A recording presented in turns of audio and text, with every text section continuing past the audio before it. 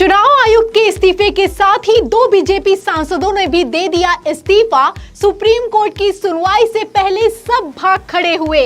तो दावा तो कर दिया गया है कि अब की 4 बार 400 पार, लेकिन यकीन मानिए चुनावी चंदा खुलने के बाद भारतीय जनता पार्टी 200 पार भी कर जाए तो बड़ी बात होगी।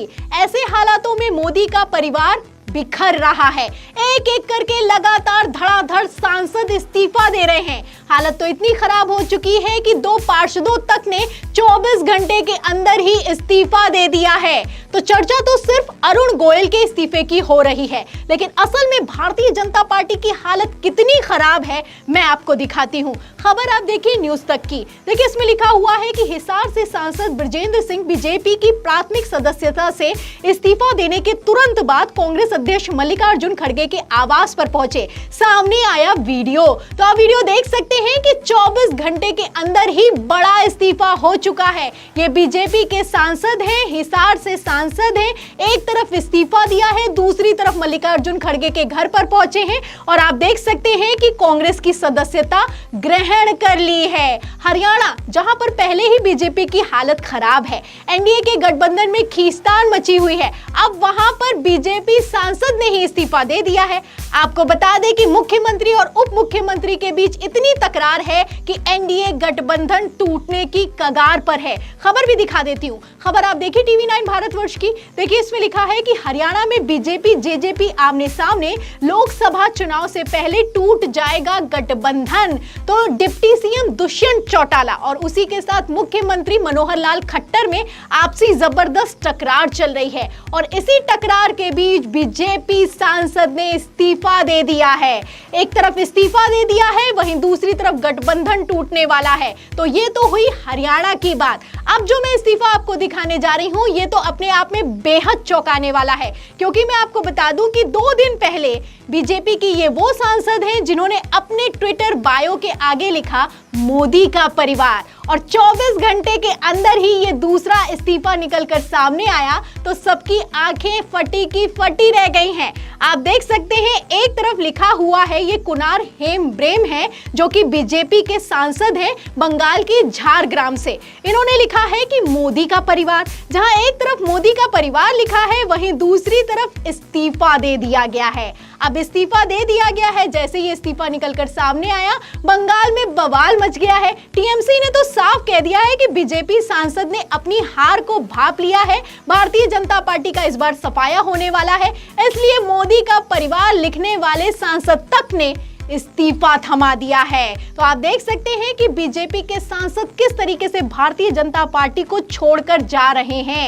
एक तरफ सुप्रीम कोर्ट में सुनवाई होने वाली है, वहीं 24 घंटे में कितने इस्तीफे हो गए हैं आप इन खबरों से अंदाजा लगा सकते हैं। और इन सब के बीच सबसे ज्यादा चौंकाने वाला या फिर यूं कहूं बेहद दिलचस्प जो इस्तीफा हुआ है, वो हुआ है आम आदमी पार्टी के पार्षदों का। जी हाँ, जैसा कि आप जानते हैं कि चंडीगढ़ मेयर पद चुनाव का जब मामला सुप्रीम कोर्ट में पहुंचा तो उसके बाद भारतीय जनता पार्टी ने आम आदमी पार्टी के 3 पार्षदों को अपनी पार्टी में शामिल कर लिया, लेकिन सुप्रीम कोर्ट ने खेल कर दिया। सीजेआई चंद्रचूड़ ने दोबारा चुनाव करवाया ही नहीं और पुराने 8 वोटों को वैलिड मानकर इंडिया गठबंधन को विजयी घोषित कर दिया। अब इंडिया गठबंधन तो जीत चुका है। अब ऐसे हालातों में आम आदमी पार्टी के जो पार्षद भारतीय जनता पार्टी में गए थे, उनको डर सता रहा है, क्योंकि एक तो मेयर नहीं बना, दूसरा भारतीय जनता पार्टी की लोकसभा चुनावों में भी हालत खराब दिखाई दे रही है।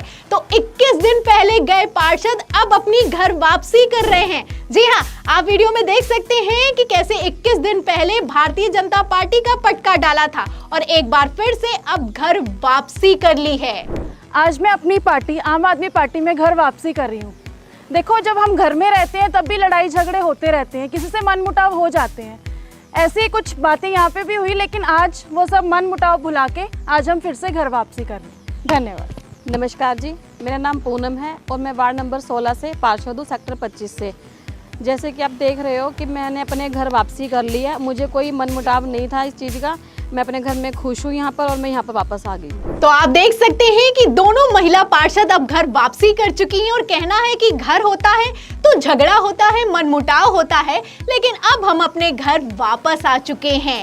एक तरफ दावा किया जा रहा है कि भारतीय जनता पार्टी 400 पार करने वाली है, दूसरी तरफ आप देख सकते हैं कि पार्षद तक भारतीय जनता पार्टी में रहना ही नहीं चाहते हैं। सांसदों की तो बात ही छोड़ दीजिए, किस तरीके से 24 घंटे के अंदर लगातार इस्तीफे पर इस्तीफे हो रहे हैं, आप इन खबरों से अंदाजा लगा सकते हैं। ये तो हरियाणा और बंगाल की बात हुई। इसी के साथ मैं आपको बता दूं कि उत्तर प्रदेश में भी बीजेपी को तगड़ा झटका लगा है। ये सिर्फ मैं आपको 24 घंटे का आंकड़ा बता रही हूं, तो आप समझ जाइए कि एनडीए की क्या ही हालत हो रही होगी।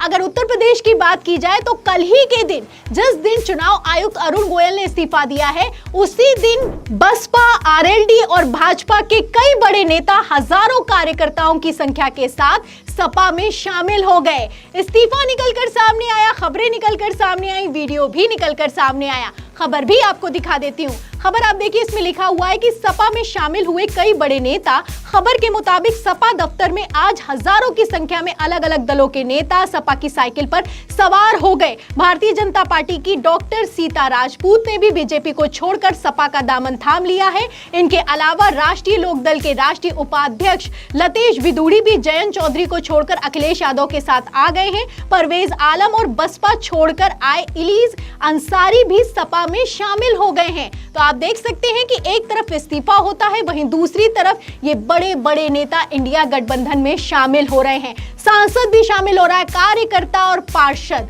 इसी के साथ इंडिया गठबंधन कितना मजबूत दिखाई दे रहा है, आप इन खबरों से समझ सकते हैं। लोकसभा चुनाव के ठीक पहले एनडीए की हालत खराब है, और उस पर और भी ज्यादा हालत और इसलिए खराब हो रही है क्योंकि सुप्रीम कोर्ट में चुनावी चंदे को लेकर सुनवाई होने वाली है, और सुनवाई के ठीक एक दिन पहले धड़ाधड़ इस्तीफे हो रहे हैं। बीजेपी सांसद तक इस्तीफा दे रहे हैं। कल तक खबरें निकलकर सामने आ रही थी कि टिकट कटेंगे तब इस्तीफा देंगे, लेकिन अब आप देखिए कि टिकट का ऐलान तक नहीं हुआ है, उसके पहले ही इस्तीफा हो रहा है।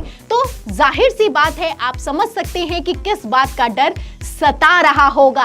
दावा तो कर दिया गया है कि अब की बार 400 पार, लेकिन 400 पार करने वाली पार्टी का क्या हाल हो चुका है, वो भी लोकसभा चुनाव के ठीक पहले। ये खबरें अपने आप में उसका जीता जागता उदाहरण है। तो इन खबरों के साथ आपको क्या लगता है, जैसे इस्तीफे पर इस्तीफे हो रहे हैं, उस पर आपकी क्या राय है कि एनडीए वर्सेस इंडिया में कौन आगे निकलता हुआ दिखाई दे रहा है? इस सवाल के जवाब में इस पूरी खबर पर आपकी क्या राय है, हमें कमेंट बॉक्स में जरूर लिखें। वीडियो को ज्यादा से ज्यादा शेयर करें, सब्सक्राइबर बटन दबाएं, हमारे चैनल को लाइक करें, ज्वाइन करें। फिर मिलते हैं अगली खबर के साथ, तब तक के लिए धन्यवाद।